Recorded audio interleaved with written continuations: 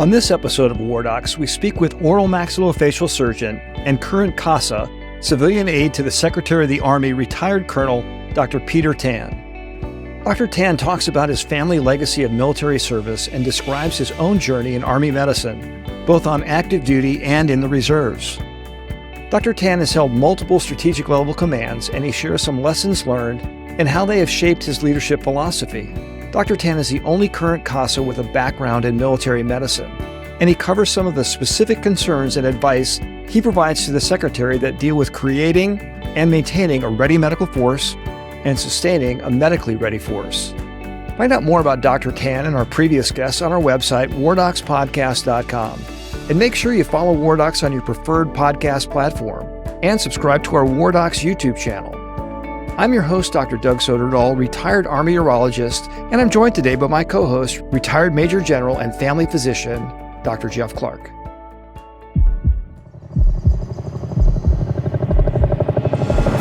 Welcome to War Docs, the military medicine podcast.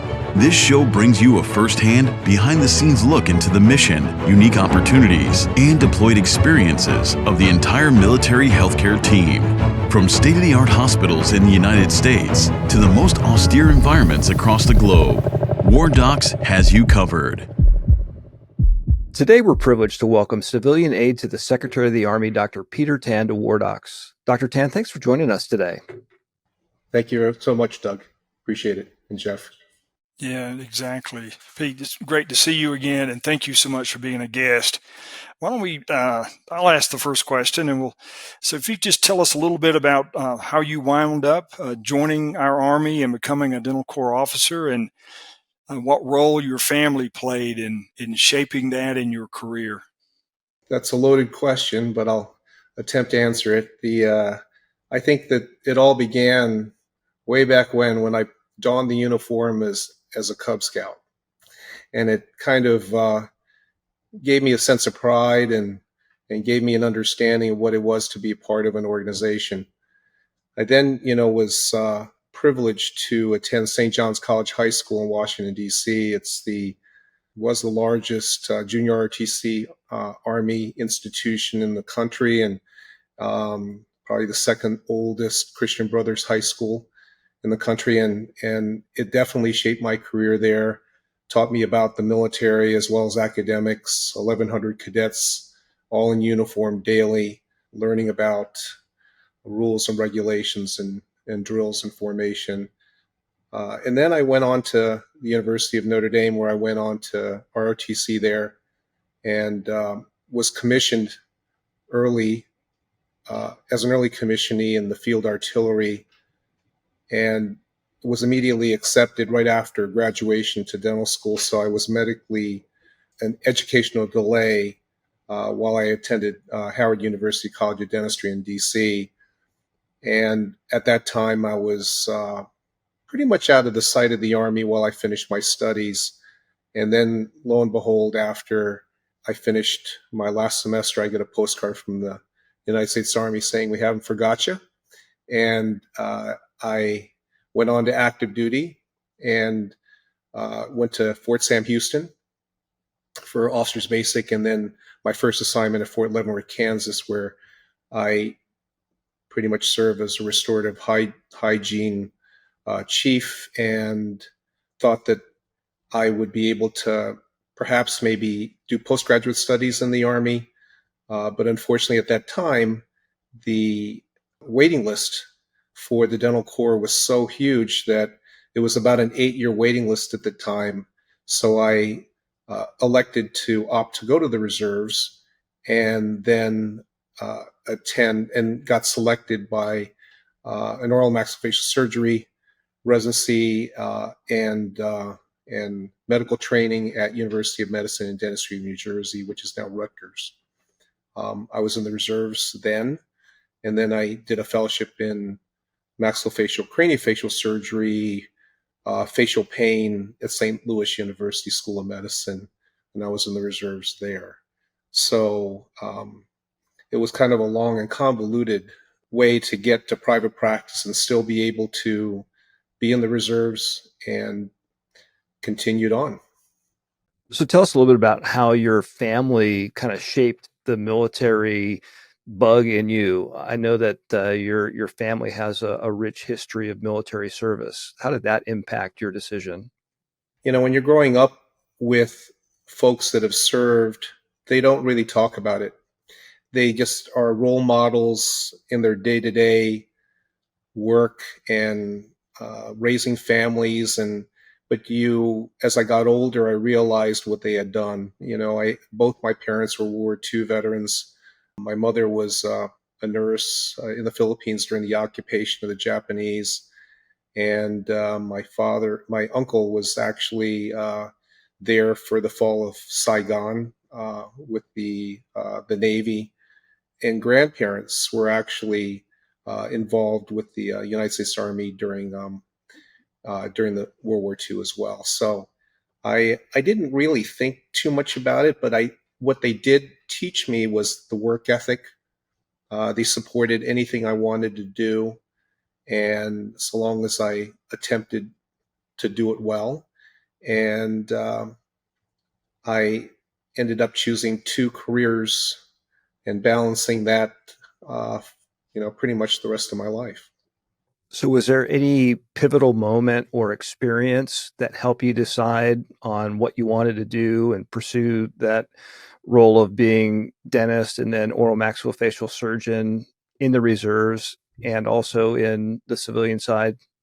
I think that I can wholeheartedly say that when I went to St. John's College High School on the first day as a 13-year-old and saw, you know, large men walking around in uniform, West Point style uniforms.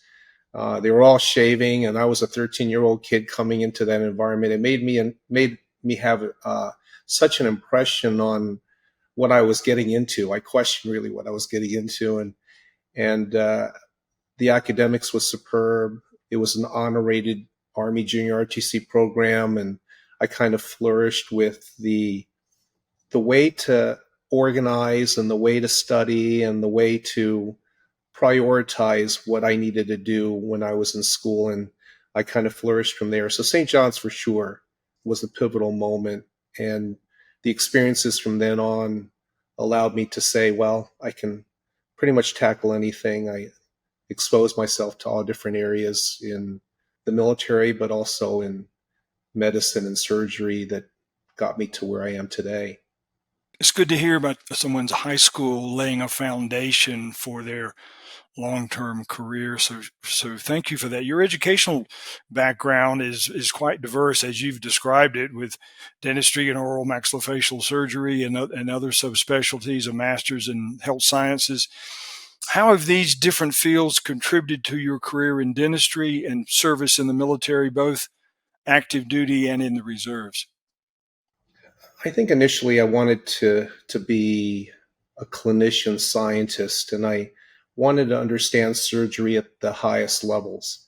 After I finished, my clinical studies, I guess I got bored and I wanted to learn why all this impacted mankind, and I did a master's in dual masters in public health and emergency and disaster management, and that kind of flourished into other things like being the point of contact or subject matter expert in emergency SBRNI, chemical, biological, radiological effects that may happen, especially during the war. But essentially, I wanted to do the most I could, and I wanted to really teach eventually, and then become faculty, and really understanding what it would be to be an expert in those fields. And I guess really boils down to a thirst for learning and not being afraid really to be volunteering for more broadening opportunities, which I wanted to do. So it all kind of rounded me out as a person, I think. So you've had a lot of experience kind of balancing these two things, being in the medical profession and also in the profession of arms, being in the civilian world and also in the military world as a civilian soldier. How do you balance those two? And what advice would you give to somebody who is considering taking that same pathway? First and foremost, I think that I wouldn't be here unless I had the support from family, my wife, my family, my office manager that cringed every time I walked to her desk, knowing that she would have to change the schedule of my operating room, that was being already, in the books, or whether I was going to be going to a brigade meeting or things like that. I had a lot of support, but also I was a member. I was in the leadership positions of local, state, and national organizations professionally, not only in dentistry but also in surgery. So um, I I had the support of basically the heads of those associations and headquarters, such as in Chicago, that said, they'll work with me on my schedule. So really, it's allowing and recognizing the fact that I wouldn't be here if no one else supported me. There's no way that I could have done it. And the love that they had for me, as well as the support they had for me, will never be forgotten. Being able to cope with all that and being able to have a mindset to say that I would be open for broadening opportunities, and not only in surgery but also in the military, allowed me to take it with stride and become a better clinician as well as an officer, I think. So your career straddled September 11, 2001. How did that day change things for you? Well, it began really with the shock of seeing our nation attacked for the first time on our homeland. It had a deep impact on me because I think that I grew up with the assassinations of John Kennedy, Martin Luther King, Robert Kennedy, and I hadn't, and that was very, very much in my formative years where I saw anarchy, and it didn't strike me to the bone until 9/11, where I saw that the very heart of our nation was being attacked. So I was soon, with the Operation Iraqi Freedom and Operation Enduring Freedom, I was, mobilized for that. And just seeing the soldiers volunteering at that time because of that act uh, made such an impact on me, on how much nationalism we have among our Americans that really truly love this country. And serving in the capacity as the chief of surgery for a combat support hospital, I think that the magnitude of the of seeing a wartime event occur during my lifetime was very, very made such an impression on me, and saying, "Gosh, this is for real." How it guided me in terms of my military career, it emboldened me to become better as a leader, to help serve our country in a better way, because I know that this is the time they needed leaders to step up.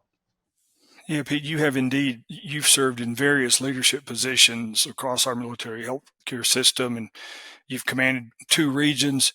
Could you share with us 1 or 2 major leadership lessons you've learned during your career, and how they've shaped your leadership philosophy, your approach to leading others? I think there are a few. There are three really. Is that I've learned to lead from the front. You can't be a bystander if you are a leader. I think that making good decisions that are sound, that have good judgment, is very important.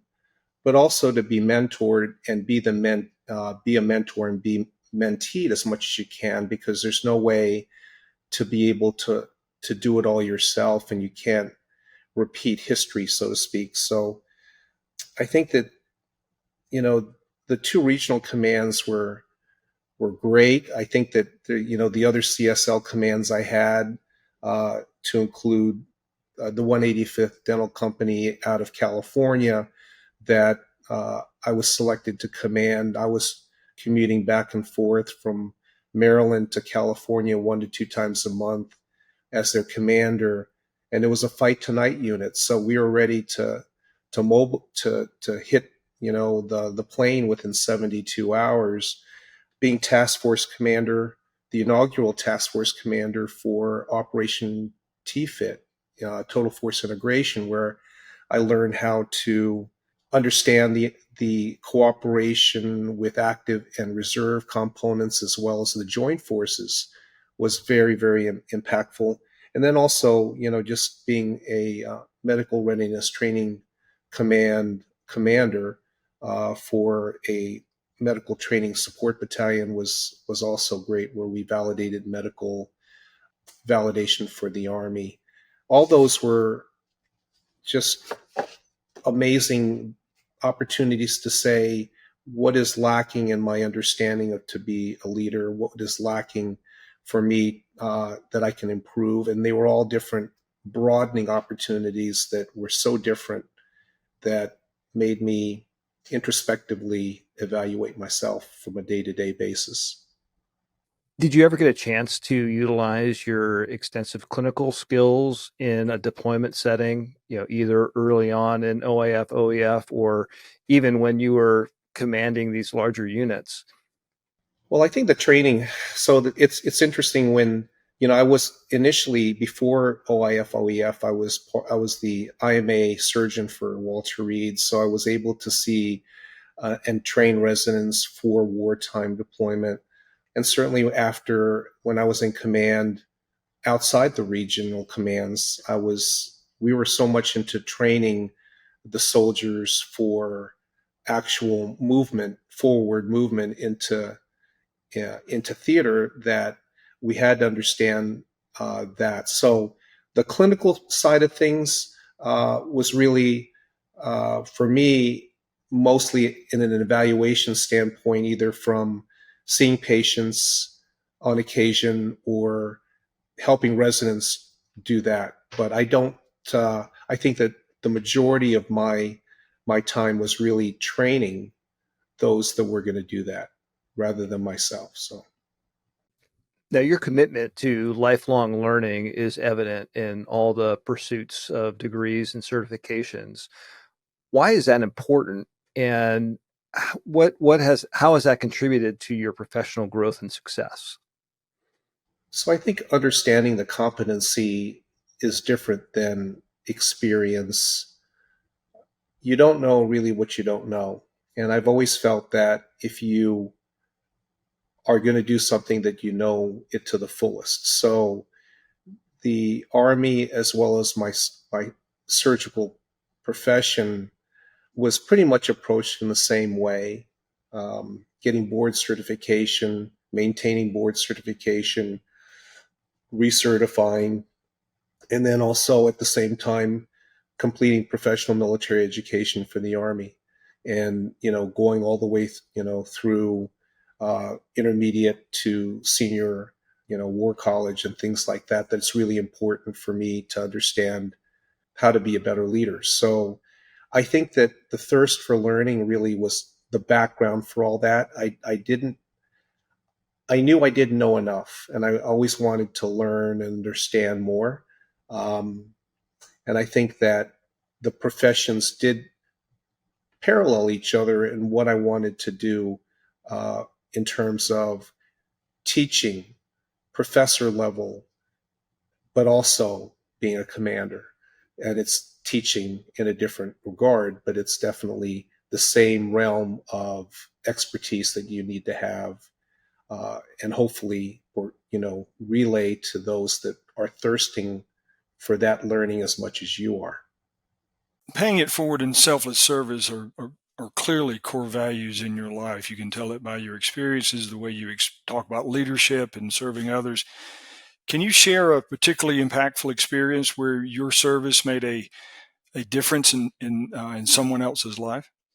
Well, I'll start first clinically. I remember to this day turning down a patient for a surgical procedure because they had a irregularity in their EKG, and I said that I'm not going to treat you today.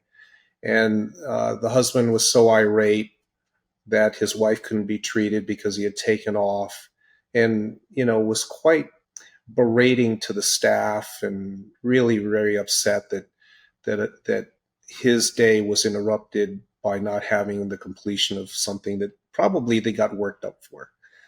And I found out, probably about 2 weeks later, I got a phone call, and the office manager said, "It's the husband of that patient that was very mad. You want to take the call?" And I said, "Sure." And he was on the phone crying, and and could barely get a word out, but he was basically saying how thankful he was that we didn't go on to the procedure, and that he felt that I saved her life because she ended up with an immediate triple bypass surgery that day. So that's one case where you feel like there's a voice in you that says, "Do not go," and then and luckily I'll listen to that. In the military, I think that those that I've mentored all along, and it's very humbling when you see a captain or a major that you mentored that are now colonels and general officers. I think that that's the most humbling thing, especially when they come back to tell you that, "Thank you for allowing me to stand on your shoulders." And I said, "Gee, I didn't think about it that way before when I was talking with you, but I think that it's so important that we give that piece of advice, not necessarily in a lecture way, but just as a friendly way to say how I see it and how it could be done, and maybe that's another way to do things." So, the appreciation part is very humbling to me, because I wouldn't have never known that they would have been impacted in that way. One of the things that you do now is you serve as a civilian aide to the Secretary of the Army. And I have to admit that it was very late into my military medical career that I even learned what a civilian aide to the Secretary of the Army, also known as CASA, was. And I suspect some of our audience don't have an idea of what a CASA is and does. Can you share some of the major roles and responsibilities of that position? As a background, I retired after 36 years in the Army and moved to Florida, and I thought everything was going to be nice and easy. And then I was in the pool one day, and I get a phone call from the Pentagon saying that you've been selected as a civilian aide to the Secretary of the Army. And I truly thought it was a prank call, because I didn't think that it was, something that I could even fathom. But the civilian aide, the Secretary of the Army, is a force multiplier for the Secretary of the Army. It was established back when we had a Department of War, approximately 101 years ago. We're the only service that has this position and an office within the Pentagon. The other services do not have that.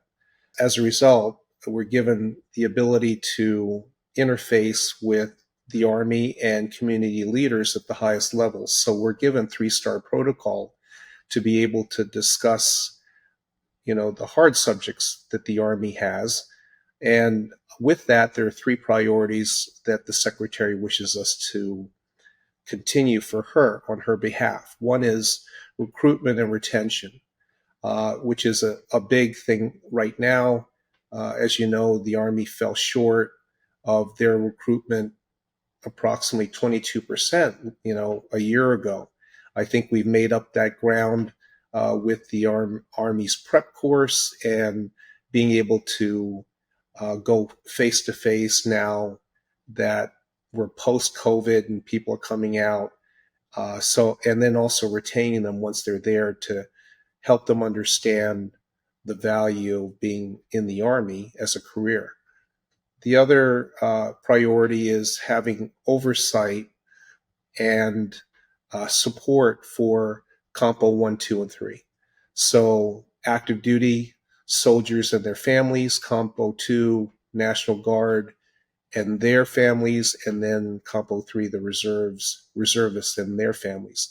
So we have total oversight over supporting total Army in any way we can, whether we're near a garrison, or whether we are supporting them with veteran service organizations, et cetera. That basically gives us full scope of assistance. And then the third is supporting those that have served. And promoting the Soldier for Life program, where the continuation of those that really want to serve and teach the Army values to those around them is what we do to help promote and support on a daily basis. And, living here in Florida, in Citrus County, we have about 25,000 veterans, and the surrounding counties around Citrus County, we have over 300,000 veterans. So, and we're not even near a garrison. So this is, an opportunity which they're thirsting for, and we try to provide any support, whether it be one of their projects or one of their building opportunities for veterans' homes. These are all things that we do. And, I think that I think that the ability to be a CASA is the greatest privilege that I could ever have, serving the Army and our nation as a continuation of my service. As my understanding, you're the only civilian aide to the Secretary of the Army, or CASA, with a military medicine background. How does that influence what the things you discuss with the Secretary, advice, concerns that you may bring up? Well, recruitment and retention is obviously in the forefront of everyone's minds, and I have a personal passion for supporting military medicine recruiting and trying to help doctors understand that they have the opportunity to serve. They have the opportunity to learn, probably in the greatest leadership courses that you can ever have, and then also have fulfillment in a career sense by being in the Army. And I think that there are many things that you can discuss, such as, tuition, support, family support, private practice, as well as serving in the Army like I did, and just professional enhancement that I experienced by being in the Army gave me so much more ammunition to practice more robustly as a civilian. I am particularly passionate about being a source and a referral source, and also an endorser for military medicine, because I learned a lot and I was treated well, and I happen to have a son that actually in military medicine at Fort Meade as well. So I think that just supporting them in that way. And my son, of course, who's a military intelligence officer, but we can't talk about that. So we can edit that out. No, we'll keep it in. So, one of the things that we do on War Docs, or one of our goals, is really to inspire folks that may be considering military medicine as a career in any aspect, from being a medic, corpsman, doctor, nurse, whatever. How can we better spread the word about all of the great achievements and opportunities in military medicine? Because, we really want the brightest and the best to be serving the nation in uniform, caring for the best population on the planet, which is our soldiers and their families. How do we do that? Those topics have been a great discussion, obviously, because we bang our heads all the time to see how we can allow informational opportunities for doctors that may be already committed or even have a thought that they're going to go a certain way, and to be able to turn them around and say, this is another opportunity that you have. Let's think about that. So I think face-to-face at universities, professional schools are important with people that have actually done it. I think that assisting medical recruiters for anyone that can be a subject matter expert is another way. And then also just personal testimonies like this that says that, and I'm amazed at all the Army medicine people that have such stellar careers. I listen to it and I'm inspired. So I think that having exposure and having the ability for them to say that there is an opportunity, to understand that there are opportunities, is a big part of it. I do think that a lot of it is a lack of information nowadays, is that they're not exposed. The interesting part is that I grew up with people that did serve. The majority of the people nowadays have no family members that have ever served. So there's no clear understanding of what it is. Basically a profession of arms that also serves as a profession of healing is probably misunderstood in the fact that a lot of the movies they see are just really warfare type of movies that depict the Army soldier.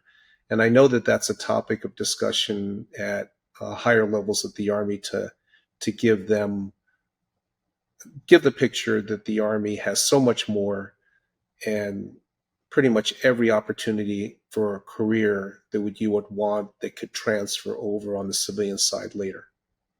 When folks listen, I think they'll understand how you can do ROTC, go to school, become a colonel, lead at all levels, and be a civilian aide to the Secretary of the Army. That's quite impressive.